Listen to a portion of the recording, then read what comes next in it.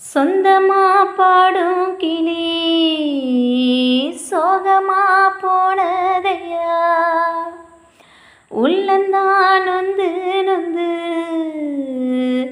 ஊமையானதையா.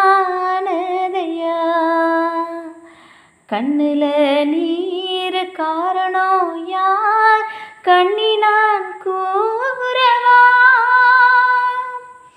பட்ட மரம் போல நாணிக்கும் இந்த வேலை, என்ன சொல்லி பாட என் துன்பம் எல்லாம் தீர, இனிமேலும் இது தொடராது தொட நான் தான் பூவாயே.